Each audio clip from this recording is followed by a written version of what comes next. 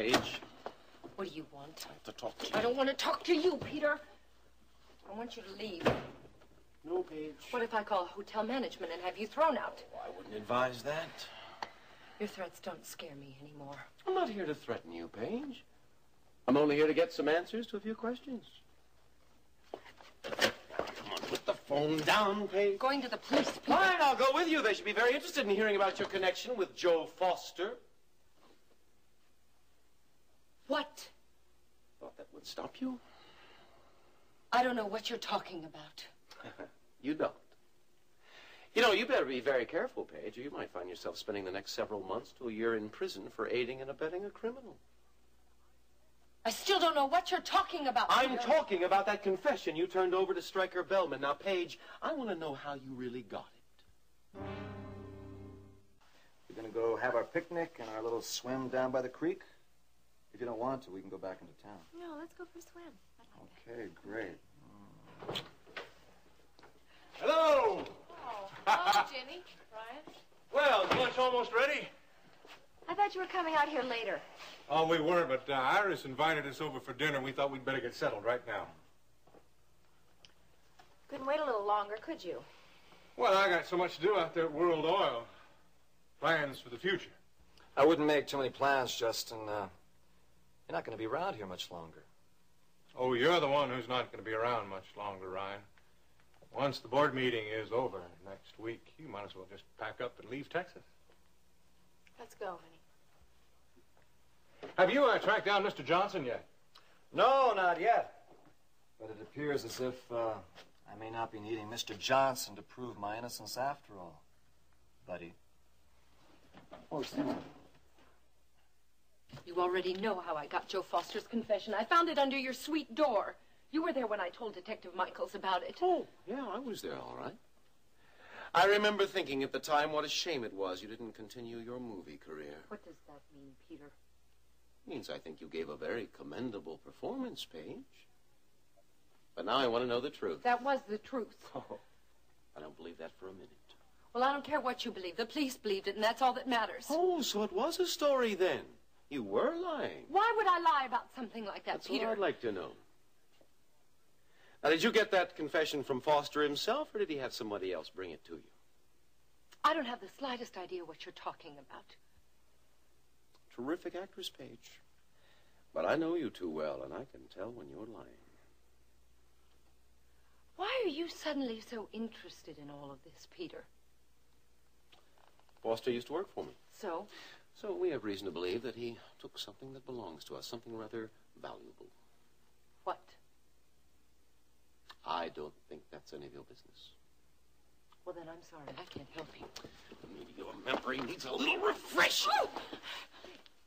If you so much as put another hand on me, you are going to be sorry. Is that right? I am tired of you pushing me around, Now, Peter. you're hiding something from me, Paige, and I want to know what it is. Now, either you tell me or I'm going to have to... No! You little...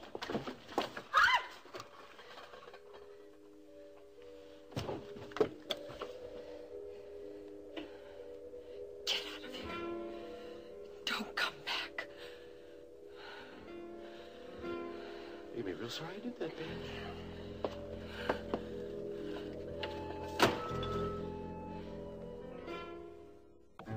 Andy and the band will be here to rehearse about a half hour or so. I tried to call your place and warn you, but there was no answer.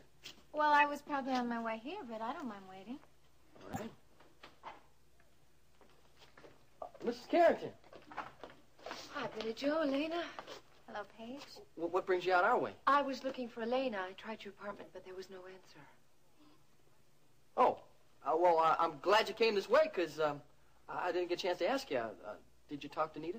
Oh, yes, I talked to her night before last, Billy Joe. And? She seemed very interested. What, Oh, yeah? What are you talking about? Oh, that's right. You don't know anything about what's going on here. Oh, well, Mrs. Carrington is planning to open up one of them fancy dress shops, like the ones in the Galleria.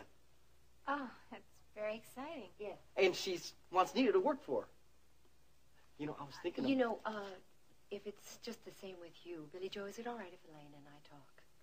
Oh, yeah, sure, I don't mind. I got some work to do in the office anyways. Okay, great. We'll talk real soon. Okay, yeah. Well, call me when Andy and the band get here. I will.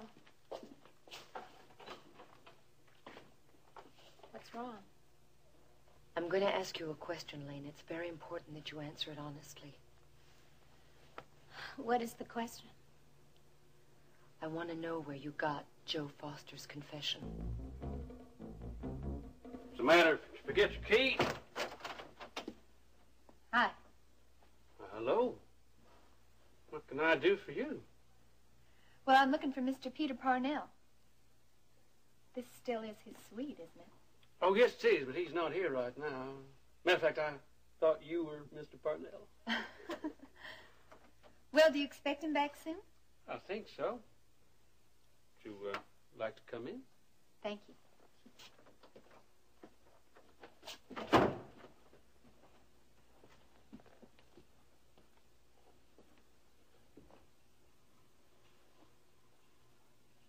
Is there something I can do for you? No, I don't think so. I'm here to see Mr. Parnell. On business. Oh, well, I'm his business partner, so maybe you can tell me what it is. You're Mr. Lawrence? That's right. Who are you? Well, I'm Ruby Wright, Billy Joe Wright's sister.